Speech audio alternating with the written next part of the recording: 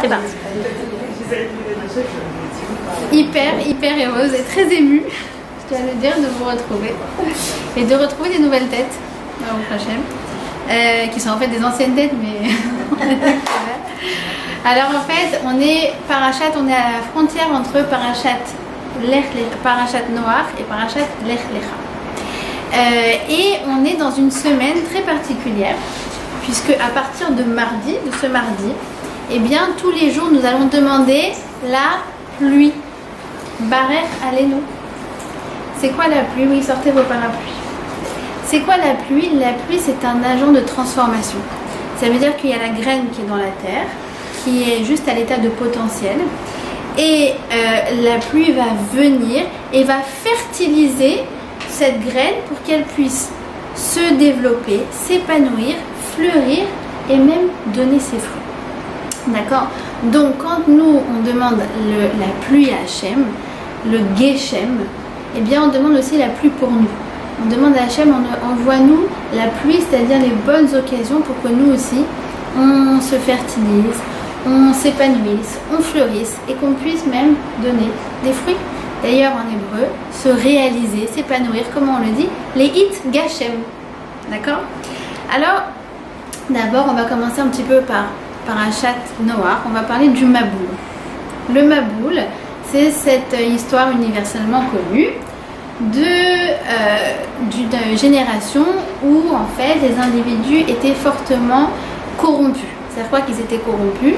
Eh bien, il y avait du vol, il y avait de la violence, il y avait aussi de la débauche, du vice, de la perversité et de la dépravation. Et on est arrivé en fait à un point de non-retour. À tel point donc que Hachem décide de détruire le monde et en fait il va annoncer à Noach que le monde va être détruit et qu'il a besoin de construire une arche parce que le déluge va arriver et donc il va devoir se réfugier dans cette arche avec lui, toute sa famille et des spécimens d'animaux. D'accord? Et il va en fait donner des ordres à Noach. Bo à la Teva, rentre dans la Teva.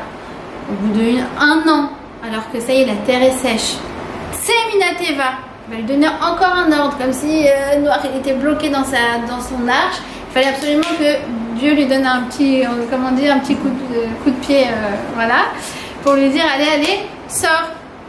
Et en fait, si vous regardez, toute la parashat Noach, ce sont en fait des ordonnances de Dieu à Noach. En vérité, Noach est un très bon exécutant. Il exécute parfaitement bien les ordres d'Hachem. Vraiment au millimètre près. Très bon exécutant. En gros, si on résume Parashat Noach, c'est comme ça. Dieu détruit le monde et il a besoin d'un agent pour le reconstruire.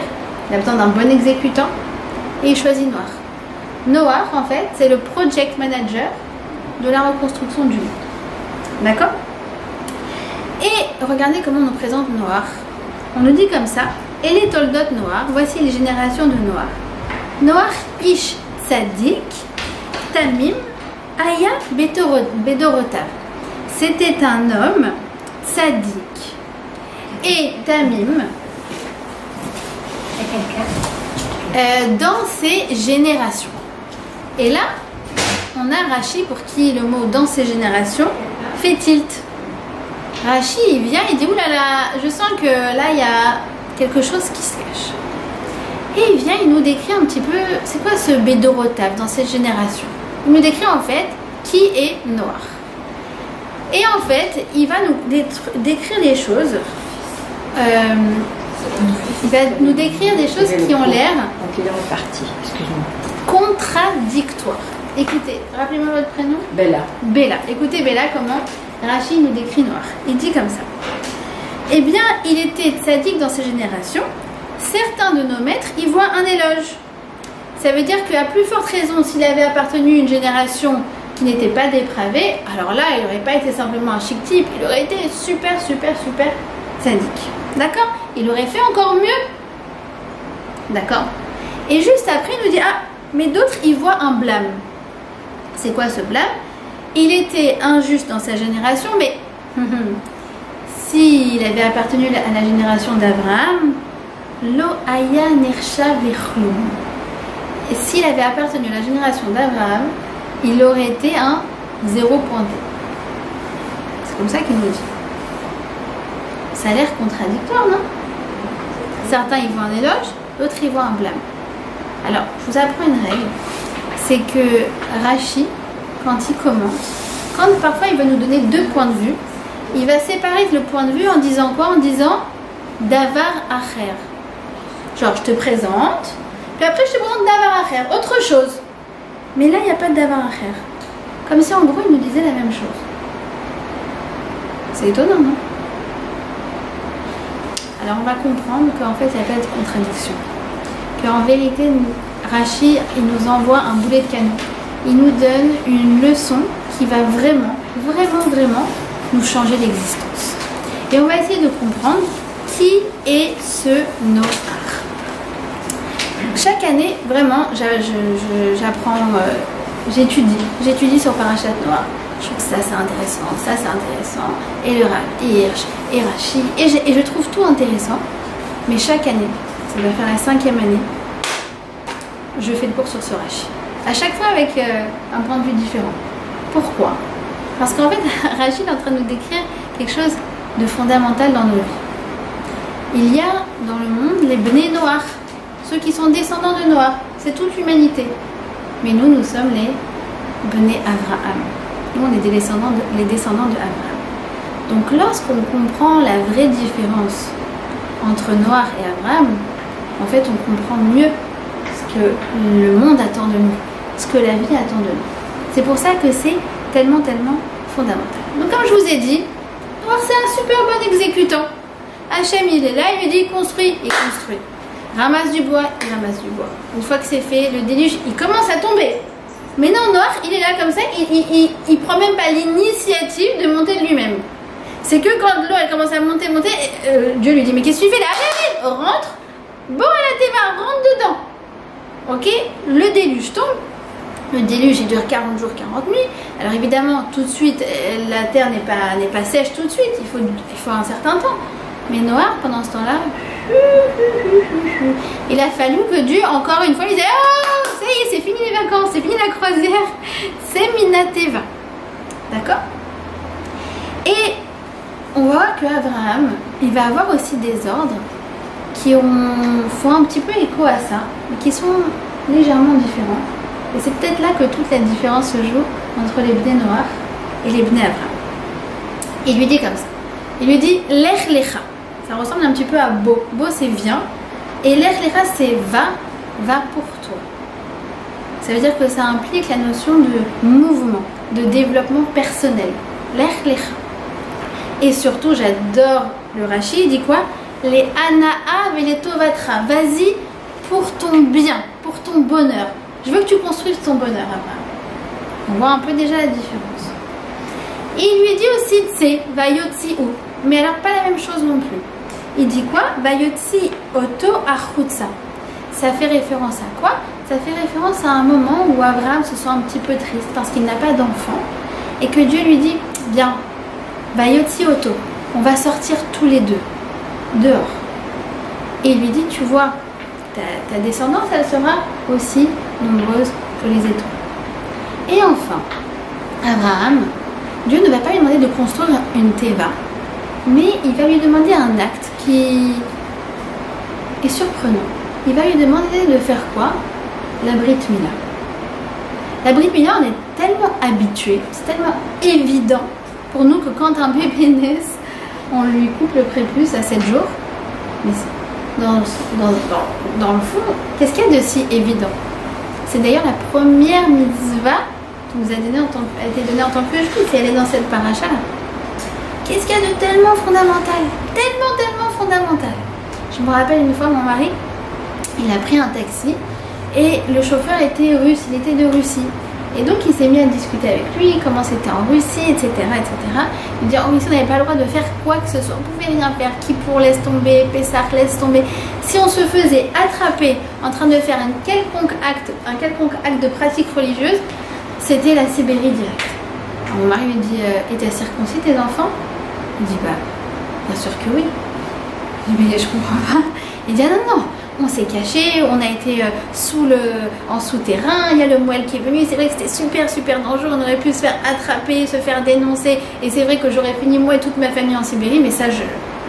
Alors, mon mari, waouh, Kola Kavod. Et là, il se retrouve, il fait, moi, putain, Kola Kavod. Genre, mais qu'est-ce que tu racontes, Kola Kavod? C'est évident. Qu'est-ce qui est étonnant dans ça? Genre, comme si c'était une évidence. Je ne sais pas si vous vous rendez compte, pour lui, alors qu'il était coupé de toute pratique du judaïsme, et ben, de faire la Brit Mila, mais c'est la base. C'est la base de la base. Alors, venez, on va essayer de décortiquer ces trois événements qui sont arrivés à Abraham, et on va essayer un peu de mieux comprendre tout ça, ce que ça veut dire. Alors, c'est quoi la notion de Brit Mila? La notion de Brit Mila, comme je vous ai dit, c'est la première mitzvah du juif. Et on peut croire que lorsque Dieu a demandé à Abraham, lui a ordonné de faire la Brit Mila, il a fait ok, c'est bon, j'y vais. Quoi, une Brit Mila? Faut se couper le prépuce? Ouais, j'y vais. Pas du tout. Abraham était très dubitatif.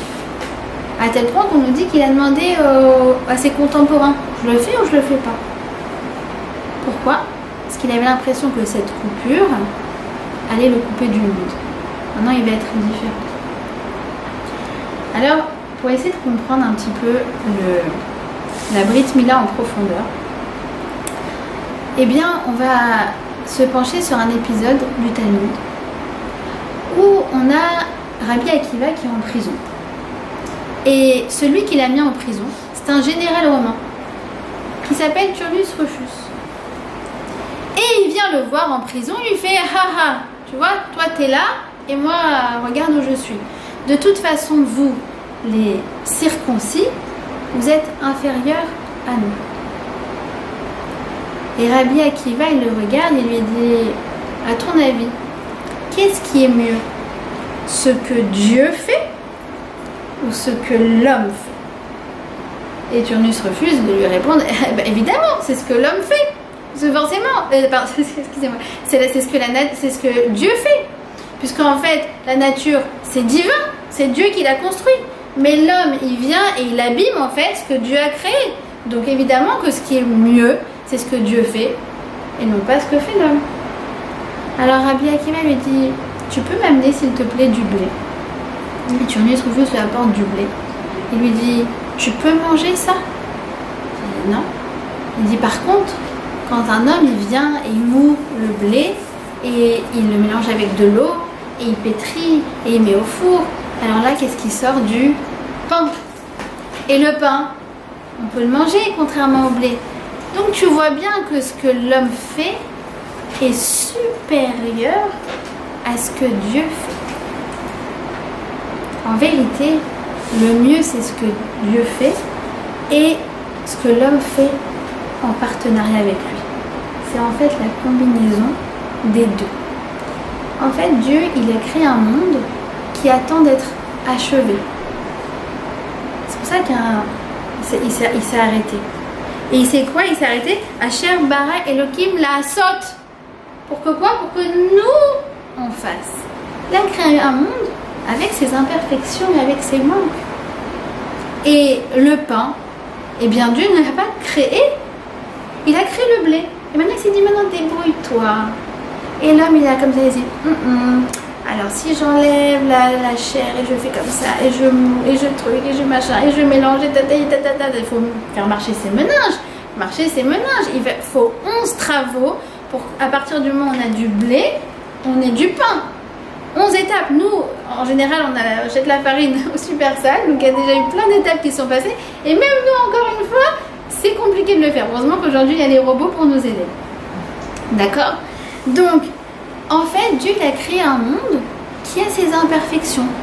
Pour que toi, tu te demandes, mais qu'est-ce que je peux faire pour l'améliorer? C'est ça ce que la vie attend de moi. C'est ça ce que le monde attend de moi. C'est pour ça que, grâce à Dieu, il y a des chercheurs en biologie, des chercheurs en médecine. Et c'est extraordinaire. Parce qu'il y a une maladie, alors il y a des gens ils vont dire quoi? Ah bah oui, il y a une maladie, tu vois, c'est la nature, c'est le mec tout. Mais non! S'il y a une maladie, c'est sûr qu'il y a un traitement. Et nous, on va faire marcher nos méninges. Et on va y arriver. Et on met tout ce qu'il y a de possible, d'imaginable en œuvre pour arriver à guérir ces gens, à guérir ces malades. Il n'y a pas de mektoub chez nous. Mektoub, c'est, vous savez, c'est les musulmans qui disent ah, c'est écrit. Ah, bah, non. Hachem l'a fait exprès parce qu'il veut que tu te bouges. Je me rappelle une fois, j'étais tellement heureuse. J'avais chez moi à Shabbat 3 filles. Et en fait, il s'avère qu'elles discutent entre elles. Et elles étaient en recherche en cancérologie. 3 biologistes. Et je me suis dit, mais quel honneur d'être proche de ces femmes. Mais c'est extraordinaire, c'est magnifique. Ces femmes qui mettent en œuvre toute leur intelligence pour arriver à guérir des gens. Pourquoi il y a des gens qui vivent en dessous du seuil de pauvreté? Alors quoi, on va rester les bras croisés en disant ce que la chaîne fait c'est bien? Pas du tout. Tu vas monter un kéren, tu vas monter une association, tu vas te bouger et tu vas les aider. Il y a 50% des juifs qui ne savent même pas c'est quoi Shema Israël. Et nous, on fait quoi? On diffuse un peu de lumière. On se bouge. On creuse le ménage pour pouvoir y arriver. Donc évidemment que quand Hachem a créé le blé, entre guillemets, sauf Maaseh Merishvat Techila, il savait qu'à la fin, le but final c'était le pain. Mais en fait, il a fait exprès. Pourquoi? Pour que Hachem marche main dans la main avec lui. Pour qu'il soit le partenaire de Dieu. D'accord? Donc, l'état originel c'est la nature. Et l'homme vient avec 2 choses. Premièrement, réflexion. Et deuxièmement, l'action. Et c'est comme ça, en fait, qu'on rend le monde meilleur. D'accord? Et c'est pour ça que Noach, il a 3 enfants. Parce qu'en fait, chacun a son tafkid, chacun a sa fonction. Si on est trop centré sur nous-mêmes, c'est comme un orchestre. Si chacun fait sa mélodie, ben ça va rien donner. Il faut essayer de comprendre quelle est ma place.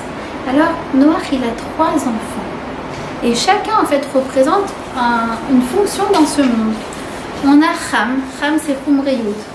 C'est les sciences, c'est comprendre la matière, la physique, la biologie, les molécules, les particules. Je viens, je comprends comment fonctionne ce monde.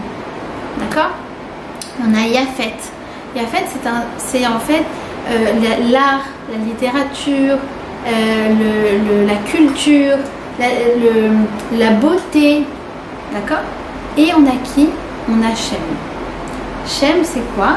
C'est celui qui va prendre les travaux de chacun, les travaux profanes, et qui va lui donner du sens, qui va donner du nom. Shem, c'est donner un nom. Et nous sommes des sémites. C'est vrai que les gens qui ne nous aiment pas s'appellent des antisémites. Nous, on est les sémites par excellence. C'est quoi les sémites par excellence? Eh bien, nous, on est responsables de l'éthique dans ce monde. Ok, il y a une invention, c'est magnifique. Maintenant, on peut faire des FIV, on peut fabriquer des bébés, extra en dehors de l'utérus. Mais comment ça marche? C'est quoi les limites? En quoi ça vient rendre le monde meilleur? Et en quoi surtout, il ne faut surtout pas arriver à des dérives? Ça, c'est la responsabilité du juif. De tous les shémites en vérité. Les shémites, ce sont ceux qui sont responsables de la spiritualité dans ce monde. Mais nous, les juifs, on est les plus sémites que les sémites. D'accord? Et donc, en fait, c'est ça qui va nous procurer un épanouissement dans ce monde. C'est de comprendre ce que le monde attend de nous. Ça, c'est mon GPS dans la vie. Demande-toi ce que la vie attend de toi. Ne reste pas les bras croisés. Bouge-toi. Regarde où est-ce qu'il y a des manques. Regarde où est-ce qu'il y a des imperfections. Il y en a plein autour de toi. Pose-toi des questions. Et en fonction de ce que tu as, de tes ressources, de tes talents, de tes aptitudes, regarde où est-ce que toi, tu peux contribuer à rendre ce monde meilleur. D'accord? Donc le or là, c'est quoi le or là? C'est le prépuce. Le or là, on a l'impression que c'est quelque chose de parfait puisque c'est Dieu qui l'a créé. Rabbi Akiva, il dit non. Nous, on vient parachever la création. Le or là, c'est une peau. Et nous, or en hébreu avec un aïn, c'est la peau. Mais nous, on veut le or avec un aleph. Le or du or là, c'est la peau qui ferme entre nous et la lumière divine. Et lorsqu'on coupe le or avec un aïn, la peau, eh bien on a accès au or avec un aleph. On a accès à la lumière divine. Ça veut dire que quand on coupe cette peau, et bien finalement c'est pour ne plus être centré vers soi-même, c'est pour être centré sur la spiritualité qu'il y a dans ce monde. D'accord? Et donc en fait, c'est pour ça que Dieu nous a donné particulièrement à nous, mais vous remarquez que chez les musulmans également, il y a la Brit Mila, mais la mitzvah il y a la Mila, pardon, mais la Brit Mila, c'est-à-dire l'alliance qui se fait par ça, eh bien, elle se fait chez les Juifs. D'accord? Et c'est pour ça que d'ailleurs, elle se fait à l'endroit de l'organe sexuel. Pourquoi? Parce qu'en fait, c'est l'organe qui est un peu à double tranchant, dans lequel l'homme peut se donner du plaisir sans construire, ou bien il peut construire des générations futures. Vous voyez ce que je veux dire? Il dit comme ça, le Rav Reuven, ça sonne. Il dit, c'est en fait l'arbre, c'est ce qui va donner des fruits dans ce monde. Tout ce que tu fais comme chesed dans ce monde, tout ce que tu fais comme bonne action, ça s'appelle les fruits. D'ailleurs, regardez un arbre. Un arbre, il crée des troncs, il crée des feuilles, il crée plein de choses. Les fruits, il les crée pour les autres. C'est son chesed. Quand on mange un fruit, quand on mange une bonne pomme, on se dit, mais quel chesed cet arbre nous a fait, c'est magnifique. Baruch Hashem. Et c'est pour ça que c'est la première mitzvah de la Torah. Regardez, écoutez bien, c'est juste magique. Brit Mila, comment ça s'écrit? Bet, Resh, Yud, Tav. Ça fait quoi? Ça fait 612. Or nous avons quoi? Combien de mitzvot? 613. C'est 613 moins 1. Parce qu'en fait, la Brit Mila, c'est ce qui va permettre d'avoir accès aux 612 mitzvot. Et nous, les femmes, nous n'avons pas besoin de nous circoncire, parce qu'entre guillemets, c'est comme si nous étions déjà circoncis. Qu'est-ce que ça veut dire? Ça veut dire qu'en fait, nous naissons déjà avec une relation à la spiritualité qui est sans entrave. Déjà. Même pas besoin de faire une action. Déjà, la petite fille, elle a un lien avec le Créateur qui est sans entrave. Eh bien, justement, tout le but, c'est de se poser la question, de se connecter à cette lumière divine et à se dire, ok, maintenant à l'action, comment je peux faire pour contribuer à rendre ce monde meilleur. D'accord? Ça, c'est la notion de la Brit Mila. La Brit Mila, elle est à mettre en parallèle avec la Teva. La Teva, c'est quoi? C'est que Noach, il a construit une Teva, il a construit un arche. Abraham, à travers cet acte de la Brit Mila, c'est toutes les générations futures qu'il est en train de construire. D'accord? Ensuite, on a quoi? On a dit tout à l'heure, il lui dit, allez, sors de là. Ouh, ça y est, ça suffit de dormir. Et ça va mettre en parallèle avec quoi? Avec un autre passage où Dieu dit à Abraham, Vayotse oto achutsa. Alors ça fait référence à quoi? Comme je vous ai dit, un moment où, comme on dit, Abraham il était un peu down, il n'était pas très bien, il était un peu triste. Et donc, Dieu lui a dit, allez, viens, on va sortir tous les deux, on va prendre l'air ensemble. Et il lui a montré les étoiles. C'est quoi cette histoire qu'il a montré les étoiles? Bien, pourquoi Abraham il était très triste? Parce qu'il a vu dans les étoiles, c'est-à-dire dans l'astrologie. Ça veut dire il a vu qu'il n'était pas destiné à avoir un enfant. C'est comme ça, c'est Mektoub. C'est comme ça que c'est écrit. Et à Abraham, il lui dit, et à Dieu lui dit, il lui dit, sors et regarde les étoiles. C'est quoi regarde les étoiles? Sors, mets-toi au-dessus des étoiles, au-dessus des astres, au-dessus de l'astrologie. Laisse tomber l'astrologie. Laisse tomber. Moi, je suis au-dessus de tout ça. Pourquoi? Parce que moi, je suis le créateur du monde. Je suis à Kol Yachol. Je suis omnipotent, je peux tout. Donc, si je veux t'envoyer une Neshama, je te l'enverrai la Neshama. Et regardez comment il lui dit ça. C'est juste magnifique. Il lui dit, tu vois toutes les étoiles? Peux-tu en supplanter le nombre? Peux-tu en compter le nombre? Non. Eh bien, de la même façon, comment il dit, ainsi sera ta descendance. En d'autres termes, les étoiles, on peut les compter? Non. Eh bien, sache que ta descendance, elle fera des choses qu'on ne peut pas faire. On fait, nous, des choses ultra surprenantes. En particulier dans ce pays. D'accord? D'inventer quand même la tomate cerise et la pastèque melon. C'est juste incroyable. Surtout que, où ont été inventées les tomates cerises? Dans le désert. va faire pousser des légumes dans le désert. Bah, les Israéliens, allez, ok, go. Il y a un problème là? Il y a un problème? Allez, on va mettre en marche le ménage et on va voir comment on peut construire des mini-tomates. Ils sont incroyables quand même. Non? Qu'est-ce que vous en pensez de cette Startup Nation? Vous avez été au Kotel cette année? Oui. Est-ce que vous avez vu cette machine à eau? Oui, super.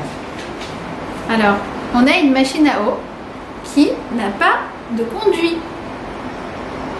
Elle est reliée à quoi? Bah, c'est une machine à eau qui est capable de transformer l'air en eau. C'est pas. Au Kotel? Elle prend les gouttelettes d'eau de l'air et elle les transforme. C'est pas génial? On n'est pas trop fort? D'accord? Et ben vous verrez, la prochaine fois que vous y allez, sur la gauche, enfin moi la dernière fois que j'étais, elle était sur la gauche. Vous voulez un verre d'eau, vous buvez de l'air transformé en eau. Vous verrez qu'elle n'a aucun conduit. Et c'est une invention israélienne. Il y a plein d'inventions israéliennes. C'est pourquoi il y a tellement de start-up. Tellement de start-up. Dès que tu croises quelqu'un dans la rue, qu'est-ce que tu fais dans la vie? Je travaille dans une start-up. C'est de l'eau de la barrière. Voilà. Le goutte à goutte, ils ont inventé le goutte à goutte. Enfin, c'est incroyable. Incroyable. Je pense qu'on a quelque chose, que Hachem nous a donné quelque chose.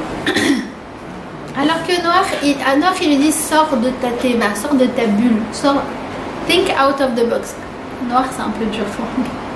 Abraham, il est Rochev Michus la Koussa. Il réfléchit en dehors du cadre depuis bien longtemps. Pourquoi? Parce que comment s'appelle Abraham? Abraham a Ivri. Abraham a Ivri, Abraham l'hébreu. Mais en vérité, c'est quoi Abraham a Ivri? Quand tu regardes les lettres à l'envers de Ivri, ça fait quoi? Ça fait Riboua. Riboua, c'est un carré. Abraham, c'est celui qui est capable de sortir du cadre. C'est celui qui est capable de sortir du cadre. Depuis petit, il réfléchit par lui-même. C'est pour ça que Dieu lui donne l'Echlecha, il lui dit va-t'en, mi artecha, mi molatecha, mi eretz avicha, sors de ton existence, de ton environnement. C'est quoi sors? Ça veut dire prends du recul. Pas tout ce qu'on te dit est vrai et certifié. Pas tout ce qu'on te dit est une évidence. Toi, il y a des certitudes dans ce monde, mais maintenant j'aimerais que tu construises tes propres certitudes et que tu réfléchisses par toi-même. Mais nous, on est dans un monde de très conformiste où il y a des gens, des influenceurs qui ont réfléchi déjà pour nous. Et donc en fait, c'est très pratique. Parce que si on réfléchit pour toi, bah, du coup c'est bien, t'as plus besoin de te casser les méninges. Mais non, Dieu, il veut que tu te casses les méninges. Il veut que tu réfléchisses par toi-même. Parce que nous les juifs, nous ne sommes pas à la recherche du confort, on est à la recherche du émet. C'est dur de penser par soi-même. Eh ben oui. Parce que la vie n'est pas noire. Noir c'est le confort. Abraham, c'est Riboua, c'est non, vas-y, sors de ton confort un peu et casse-toi les méninges. Et Abraham, c'est quoi aussi? C'est celui qui est capable de sortir du conformisme et qui est capable de remettre en question. Parce qu'à son époque, tout le monde était idolâtre. Tout le monde entier. Je ne sais pas si vous vous rendez compte. Le seul qui croit à un Dieu unique, c'est lui. Depuis qu'il a 3 ans. Et le Lech Lecha, à quel âge il vient? 75 ans. Mais pendant 72 ans, il n'a pas lâché l'affaire. Il y a un Dieu unique, il y a un Dieu unique. Et le monde entier lui dit, il ouvre son WhatsApp, il ouvre son Facebook, il ouvre son Instagram, il voit des idoles. Et lui, non, Dieu unique, Dieu unique, Dieu unique. D'accord? Et il est capable de réfléchir par lui-même et de remettre en question les idées des autres, mais du coup, de se remettre en question lui-même. Et ça, c'est toute la force du judaïsme, du Limud Torah. Vous savez, je trouve ça impressionnant à quel point, dès l'âge petit, on inculque aux enfants l'esprit critique, l'esprit de discernement. On rappelle le premier Rashi de la Torah. Le premier. Non mais, vous le connaissez ou pas? Donc, Bereshit, Bara, Elohim, et Hashem, Rashi. La Torah n'aurait pas dû commencer comme ça. Non mais c'est pas une blague, déjà plus esprit critique, genre, il se serait mis à un cours de catéchisme, il se ferait virer en 2 minutes. Et lui il a la route, non, non, Dieu tu sais en fait t'aurais pu commencer comme ça. C'est magnifique, c'est magnifique. Et c'est quelque chose qu'on renouvelle en permanence, Ça fait 100 générations qu'on cherche la faille, à fort bas, tu la retournes, vécu au bas. Et en fait tu te rends compte qu'elle est infaillible. N'importe quel autre livre, au bout de 3 générations, tu dis bon les gars, écoutez, c'était peut-être viable il y a 100 ans, mais venez, on en recrée un qui est un peu plus adapté, un peu plus moderne. Mais non, nous ça fait 100 générations et c'est toujours infaillible. Elle est aussi vieille que moderne. D'accord. Et enfin, Abraham, c'est celui qui, eh bien, ose faire ce que tout le monde n'ose pas faire. Dans le sens où quoi, à partir de quand il acquiert ce terme de haïvri? Eh bien, le jour où son neveu s'est fait enlever par des talibans, par les 4 rois. Il est enlevé par 4 puissances. Il y a les talibans, il y a les Afghanistan, il y a les Saddam Hussein, il y a tout le monde qui s'est mis pour enlever son neveu. Et Abraham, il entend ça, qu'est-ce qu'il fait? J'y vais. Il rentre en guerre tout seul, monsieur, contre 4 puissances. Il y a des chances d'y arriver? Non. Mais c'est pas grave. Si c'est ce qu'il doit faire, c'est ce qu'il fait. Comme des fois, il y a des filles qui me demandent des conseils et je sens que c'est ce que je dois faire, mais j'ai peur. Alors je leur dis un slogan en anglais: If it scares you, it means it's the sign that you have to do it. Si ça te fait peur, c'est le signe que tu dois le faire. C'est bien d'avoir les pétoches. Ça veut dire que là, il y a un enjeu. D'accord. Et donc, justement, nous, comme je vous ai dit, on ne cherche pas le sang, on ne cherche pas le confort, on ne cherche pas le conformisme non plus, on cherche le shem. Le shem, c'est donner du sens. D'accord. Donc, Noach, comme je vous ai dit, il est tellement passif que du coup, eh bien, il faut que Dieu lui ordonne les étapes une à une. Tandis que Abraham, il va prendre les devants. En l'occurrence, Dieu ne lui a pas demandé d'aller libérer son neveu Lot, mais c'est lui qui a été par lui-même. Et Noach, c'est celui qui, après toute cette histoire, va s'enivrer. C'est quoi qui s'enivre? C'est quoi les alcooliques? C'est en général qu'ils fuient la réalité. Il a fui la reconstruire. Abraham, c'est celui qui cherche à construire. Et d'ailleurs, juste après, il sort de la Teva, où est-ce qu'il va? Dans une tente, fermée de nouveau, fermée au pied sur lui-même. Comme le Horla, comme la peau au pied sur lui-même. Tandis qu'Abraham, il avait une tente, mais elle était comment? Ouverte aux 4 côtés. Ça veut dire oui, j'ai une tente, mais c'est juste parce qu'il en faut une. C'est comme une fois un Rav qui avait beaucoup d'invités chez lui et tout. Alors quelqu'un lui dit: mais Rav, pourquoi vous avez une porte? Il dit: ah non, c'est juste pour mettre une mezouza. Sinon il n'y aura même pas de porte. D'accord. Donc l'attente d'Abraham, c'est quoi? C'est qu'il est ouvert. Il est ouvert sur le monde, dans le sens où il se pose des questions, il voit là où il y a des manques, il voit où est-ce qu'il peut contribuer, et surtout, il a une influence. Il est mashpia. C'est un vrai, de vrai influenceur. Et nous, en tant que juifs, c'est ce qu'on doit se demander. En quoi puis-je me rendre utile? Parce que j'apprends tout le temps à mes enfants. Tu vas chez des gens, tu es reçu chez des gens, tu vas voir la maman, tu dis: en quoi puis-je me rendre utile? En quoi puis-je me rendre utile? C'est une phrase qui doit nous accompagner tous les jours. Se poser la question. D'accord? Parce que si je ne le fais pas, qui c'est qui va le faire? Bimkom chez En Ish, Tishtadel Yot Ish. Là où il n'y a personne, il n'y a pas l'homme de la situation, la femme de la situation, soit la femme de la situation. D'accord? Alors en vérité, c'est un peu plus compliqué que ça. Parce que quand je vois qu'il y a un problème quelque part, par exemple, je vois qu'il y a de la pauvreté dans une certaine ville, et que je me dis: ah non, mais j'ai pas la force de m'occuper de ce problème alors que je pourrais, eh bien en vérité Dieu pourrait trouver quelqu'un d'autre, dans le sens où quoi, où en fait Dieu il peut tout faire. Il n'y a pas forcément besoin de ma contribution. D'ailleurs, Noé, il a demandé de construire l'arche, il aurait pu très bien faire tomber une arche du ciel. Comme si en vérité Noé, pendant 120 ans qu'il a construit l'arche, il aurait dû saisir le message: mais pourquoi je suis en train de faire ça? Pourquoi je suis en train de faire ça? En fait, Noah, il a zappé que quand il construisait l'arche, il aurait dû aussi se construire lui-même. Vous voyez ce que je veux dire? Donc, quand je vois qu'il y a quelque chose qui manque, il y a une imperfection, il y a un projet où forcément il faut la femme de la situation, eh bien, en vérité, il y a deux aspects. Quand je fais une mitzvah, quand je fais un projet, quand je fais une bonne action, quand je contribue à rendre le monde meilleur, il va y avoir deux dynamiques. Un, c'est je transforme le monde.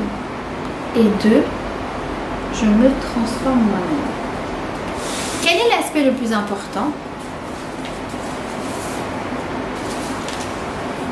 L'aspect le plus important, c'est je me transforme moi-même. Pourquoi? Parce que comme je vous ai dit, le reste, Dieu, il peut le faire à ma place. Il trouvera quelqu'un d'autre. Et puis même s'il ne trouve pas quelqu'un d'autre, lui-même, il peut le faire, il peut tout faire. Tout d'un coup, dans cette vie où il y avait de la pauvreté, eh bien, tout d'un coup, l'économie ira mieux. Mais quoi? Me transformer moi, il n'y a que moi qui peux le faire. Et puis si je me transforme moi, je pourrais continuer à transformer. Exactement, exactement, exactement. En vérité, ça ressemble à quoi? À chaque fois que je fais quelque chose, ça ressemble à, par exemple, Bill Gates. Bill Gates, il peut tout. Il a plein d'argent, il a plein de sociétés. Il envoie sa fille de 19 ans en stage dans une société qui a plein de problèmes pour éviter le redressement. Et il l'envoie 6 mois en Australie. Il dit allez maintenant, casse-toi la tête ma fille.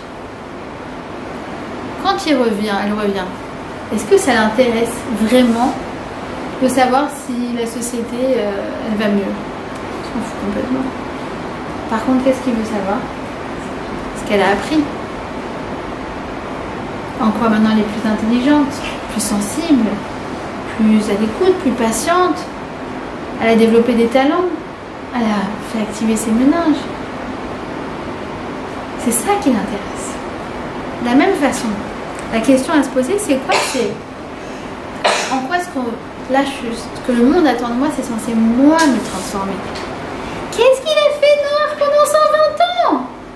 Il a ramassé du bois, et il a construit, et il a mis une vis, et il a mis un clou, et il a scié du bois. Et les gens venaient le voir et disaient qu'est-ce que tu fais Noah?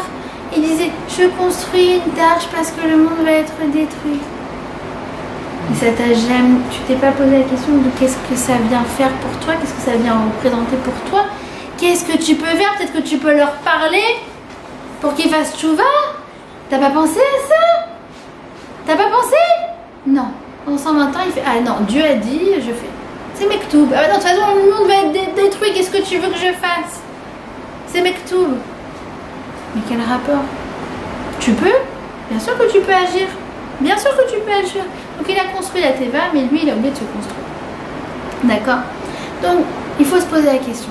Pas forcément quand Hachem nous demande quelque chose, mais quand la vie, elle nous demande quelque chose. Par exemple, une fille t'appelle. Elle a vraiment un appel à l'aide, elle a besoin de toi. Ok, alors tu vas lui donner des conseils, tu vas l'aider, tu vas l'orienter, qu'est-ce qui se passe, tatati, tu dois changer de carrière, raccroche et pose-toi la question, pourquoi ce coup de fil? Peut-être c'était pour développer ma patience, peut-être c'était pour que moi j'apprenne quelque chose par rapport à ma carrière, peut-être que c'était pour développer mon empathie, ou peut-être aussi pour que j'apprenne à dire non. Bah tu vois, tu me demandes conseil mais je suis pas capable de t'aider. Peut-être c'était pour travailler mon humilité, peut-être c'était pour travailler mes limites, j'en sais rien. Et pose-toi la question, ce coup de fil c'était pas un hasard. D'accord? Pareil avec la tzedaka. Quand on donne à la tzedaka, en vérité, à chaque fois qu'on donne, on se transforme nous-mêmes. On est un peu plus Baal Chesed, on est un peu plus, comment on dit Baal Chesed? Généreux. C'est pour ça que nous disent les maîtres du Moussar, il vaut mieux donner 1000 fois un shekel qu'une fois 1000 shekels. Parce qu'à chaque fois que tu donnes les petits shekels à la tzedaka, c'est un petit effort, mais qui te transforme, te transforme, te transforme, te transforme. C'est le goutte à goutte, c'est la pluie, c'est la fertilisation. Je deviens quelqu'un de meilleur au fur et à mesure que je donne. 1000 fois, c'est quoi? C'est le déluge, bam, boum. Ça va pas forcément créer quelque chose, parfois c'est même destructeur. J'ai donné 1000 shekels, moi. Peut-être que là, ça t'a pas forcément transformé en bien. D'accord? Ça nous enlève toute l'idée d'ego. Moi j'ai fait ça, moi j'ai fait ça, moi j'ai reçu, moi j'avais des invités. Il dit comme ça à Khazon-Ish dans Emunah Bebitachon, il dit, tu sais les invités que tu as reçus à Shabbat, en vérité, s'ils ont mangé une très bonne daf, une très bonne keila, une très bonne... Il y a des Algériens parmi nous? Non? Il n'y a pas d'Algériens? Lydia, c'est quoi le plat des Algériens? Ma mère. Le couscous au beurre. Voilà. Voilà, le couscous. Alors ils ont très bien mangé. Le gefilte tefi, ils ont très bien mangé. Ils étaient destinés à manger cette keila. Ils étaient destinés. Maintenant, toi, pose la question. Pourquoi ils sont venus chez moi? Qu'est-ce que j'ai appris de ça? Et ça enlève tout la rate, ça enlève tous les beaux. Parce qu'il y a des gens qui font plein de choses. Quand tu lis des fois des biographies, je viens de terminer la biographie de la rabbine Kanievski, c'est impressionnant. Elle se levait à 2h30 du matin. Elle avait une journée incroyable. Et elle aidait ça, elle aidait ceci, c'est impressionnant. Je dis, mais comment dans une vie on peut faire autant de choses? Elle, c'est rabbine Kanievski. C'est ce que la vie attendait d'elle. Alors c'est la fille du Rav Yashiv, son mari c'est le Rav Kanievski, son beau-père c'était le Stapler, c'est waouh. D'accord? Moi, c'est autre chose. Mais c'est pas pour autant ma contribution elle est moins importante que la tienne. Parce que ce que moi je peux faire, elle peut pas le faire. Vous voyez ce que je veux dire? Donc la question c'est, qu'est-ce que j'en fais maintenant? Qu'est-ce que je fais maintenant? Ben je me découvre. Parce que c'est en réalisant qu'on se réalise. C'est en produisant qu'on se construit. Vous voyez ce que je veux dire? C'est comme ça qu'on se réalise. Parce que c'est comme ça que je vais découvrir des ressources qui étaient jusqu'alors inconnues chez moi. Mais je savais pas que j'étais aussi forte en écriture. J'en savais rien.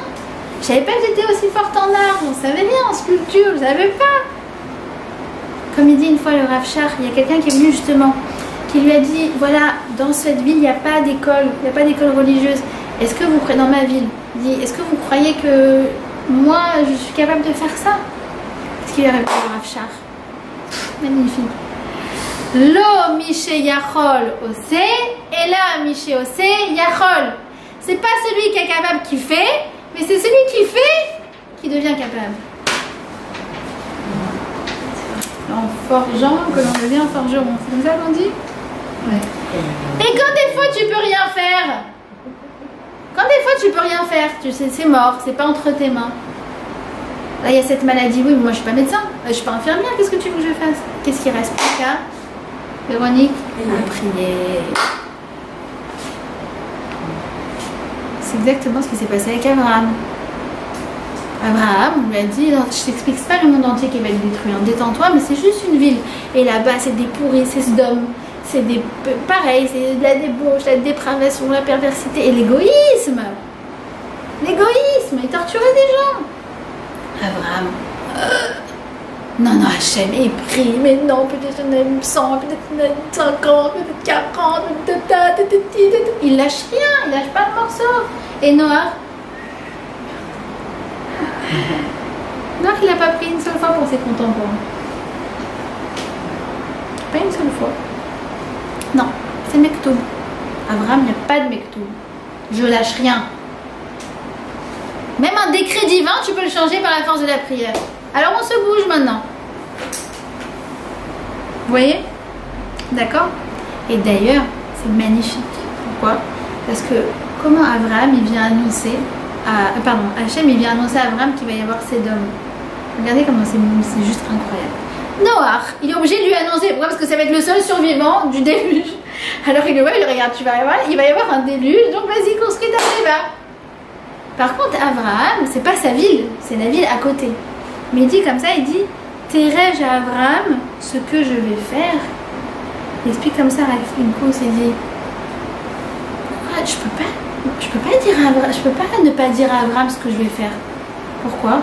Parce que Abraham, c'est mon partenaire dans ce monde. On a une société, on a une start-up, c'est le monde. Mais on est associés, lui et moi. Donc je suis obligée de dire à mon associé. Vous voyez la différence ou pas? Noah, c'est un très bon élève, un très bon exécutant, un très bon employé, un très bon project manager, super. Abraham, c'est le boss avec Hachem. C'est son shooter, c'est son partenaire. C'est pour ça que là, il va lui dire, en fait, je suis obligée de te dire, hein, tu sais, Abraham, il y a une vie, les gens se comportent vraiment très bien, je n'ai pas le choix. Et Abraham, non, on va s'asseoir en réunion tous les mois, on ne va pas laisser les choses se faire. C'est pas extraordinaire? D'accord, donc nous, c'est ce qu'on va demander cette semaine, on va demander la pluie. La pluie, c'est l'aide d'Hachem. Hachem, donne-nous des opportunités, des occasions de nous rendre utiles dans ce monde. Pour qu'on s'épanouisse, qu'on réalise, qu'on se réalise, qu'on découvre qui on est. Et on va transformer la réalité. Et en transformant la réalité, c'est nous-mêmes qui allons nous transformer. On ne veut surtout pas la sécheresse. La sécheresse, c'est quand il ne se passe rien dans ma vie. Donc c'est mort. Qu'il n'y a rien, j'ai même pas d'occasion de progresser. On veut pas non plus le maboul. Le maboul, c'est quand on a trop de difficultés là. Tu dis à Hachem, non, j'ai dit des petites difficultés, des petits challenges épanouissants, mais pas le déluge. Et on veut pas non plus le Nil. C'est quoi le Nil? C'est un système de canalisation qui lui roule tout seul. On veut pas ça.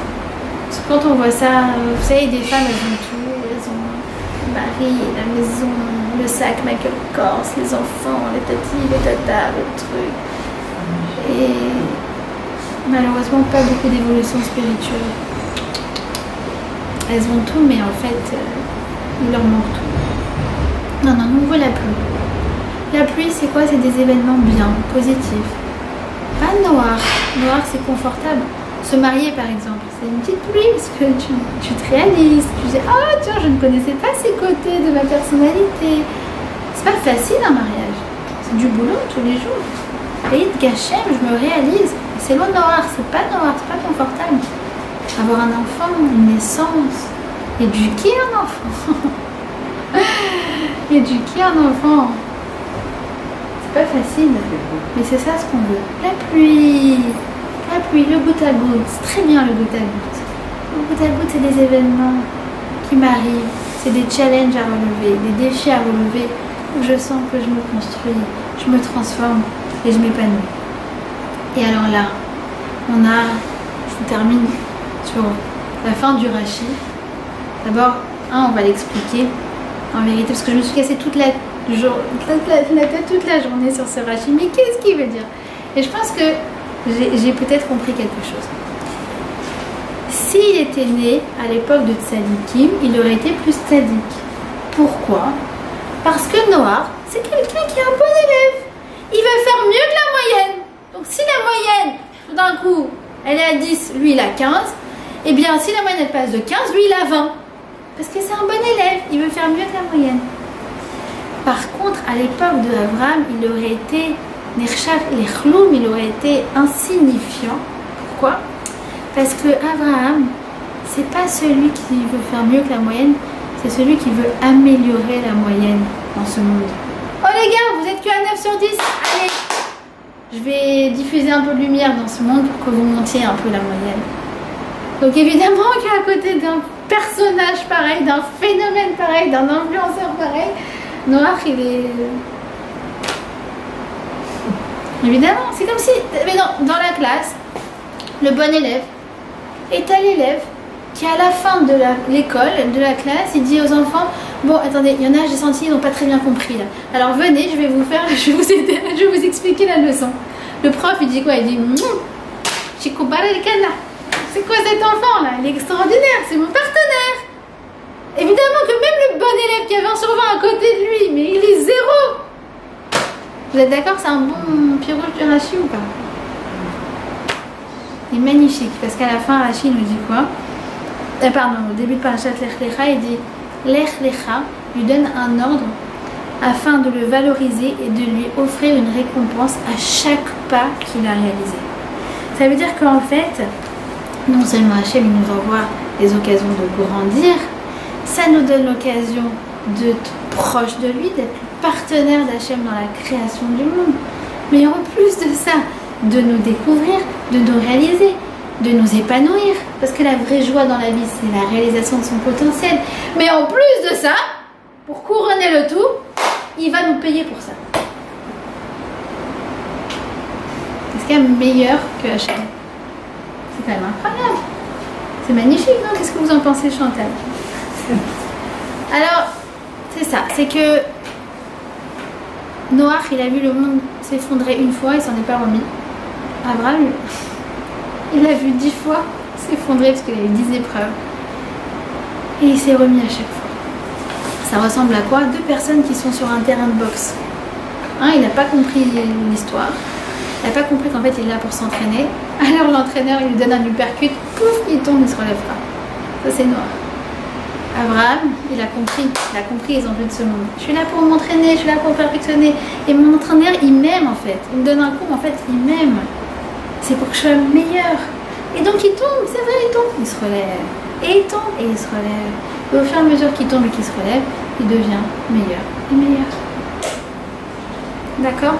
C'est pour ça que toute la fin de toutes les épreuves d'Abraham, au bout de 10 épreuves, il n'a pas une vie facile, il n'a pas une vie noire, confortable d'Abraham. Au moment où il va justement pour faire la Akedat Yitzhak, il y a l'ange qui va se révéler à lui, il va lui dire quoi? Abraham, Abraham! Pourquoi il appelle 2 fois? Véronique, Véronique, pourquoi tu m'appelles 2 fois? Pour dire, Abraham, tu as réalisé ton potentiel de Abraham. Tu as réalisé le Abraham caché qui est à l'intérieur de toi, que tu ne connaissais même pas. Mais au fur et à mesure de tes épreuves, tu as découvert qui tu étais et tu t'es réalisé Abraham, tu es Abraham. Tu as réalisé ton potentiel.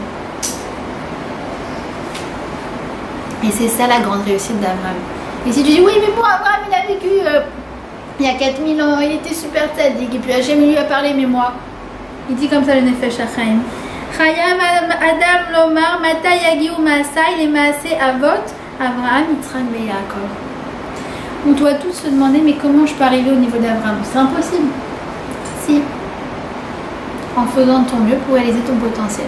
C'est tout ce que la vie attend de toi. D'accord? Donc maintenant on comprend un peu mieux c'est quoi notre tafkid. On va terminer sur ça. En différence entre Noach et Abraham, Noach il accepte ses mektoub. Abraham il se bat. Il n'y a pas de mektoub. Il voit dans le monde des occasions de le transformer, de le rendre meilleur. Il n'y a pas de déterminisme. On a aussi que Noach il est, comme je vous ai dit, sagour, il est fermé sur lui-même. Il est dans sa tente, il est dans sa teva. Comme le prépuce, il ferme la peau. Abraham il est ouvert. Il est ouvert sur le monde.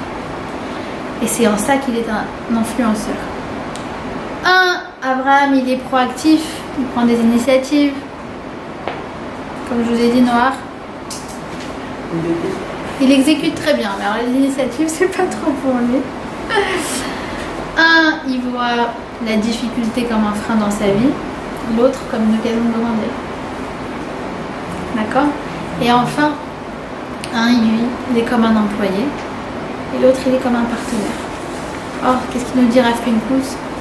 Quand une start-up elle explose, les employés ils vont peut-être avoir un meilleur salaire, mais le partenaire, il a toutes les dividendes. C'est quoi les dividendes d'Hachem? C'est l'infini.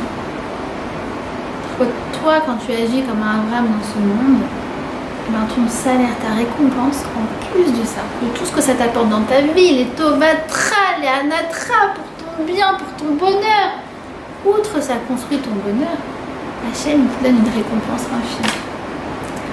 Alors à nous de saisir les opportunités dans ce monde, d'essayer de le transformer et d'essayer de faire notre mieux. Et attention, c'est pas comme au rugby. Au rugby, c'est à nous de transformer l'essai, mais là c'est à nous de faire en sorte que l'essai nous transforme. Grâce à Hachem, qu'on ait de bonnes nouvelles cette semaine. Merci pour votre accueil. Oui, bien sûr. Dites-moi.